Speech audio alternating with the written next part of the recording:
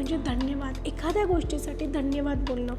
आणि लक्षात ठेवा, ज्या वेळेला आपण ग्रॅटिट्यूड एक्सप्रेस करतो त्यावेळेला आपल्याकडे खूप काही गोष्टी येतात. आणि एक सिम्पल आहे ना, ज्यावेळेला आपण एक थँक्यू म्हणतो एखाद्या माणसाला, एखाद्या पर्सनला एखाद्या गोष्टीसाठी, तर ते खुश होतात की अरे मला कोणीतरी थँक्यू म्हटलं आहे. आणि त्यावेळेला त्या वाईब्स आपल्यापर्यंत येत असतात, हो की नाही?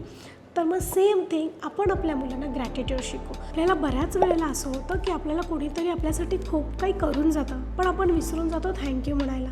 मग आपण इथे आपल्या मुलांना ग्रॅटिट्यूड कसं शिकवायचं बघा. पालकांना आपण मागच्या याच्यामध्ये बघितले मेडिटेशन, आणि आता तुम्हाला सांगेल ग्रॅटिट्यूड.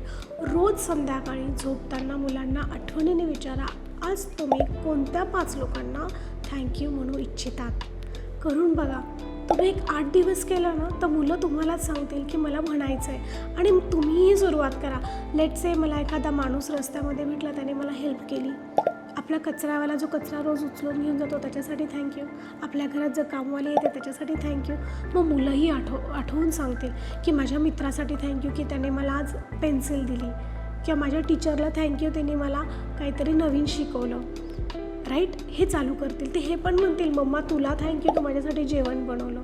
हे काय माहिती आहे पॅरेंट्स, आपण इथे त्यांना शिकवत आहोत कसं ग्रॅटिट्यूड एक्सप्रेस करायला पाहिजे. मला माहिती आहे पॅरेंट, आपण जेव्हा ह्या ग्रॅटिट्यूडच्या गोष्टी मुलांना सांगतो ना, त्यावेळेला आपण त्यांनाही शिकवत असतो की आपण ग्रॅटिट्यूड कसा एक्सप्रेस करायला पाहिजे, म्हणजे थँक्यू कसं करायला पाहिजे. आणि ह्या थँक्यूने आपल्या आयुष्यामध्ये खूप चेंजेस होतात, हे लक्षात घ्या. कारण मुलं जर एकदा थँक्यू म्हणायला शिकले ना, ती गोष्ट त्यांना खूप पटीने मिळत जाते.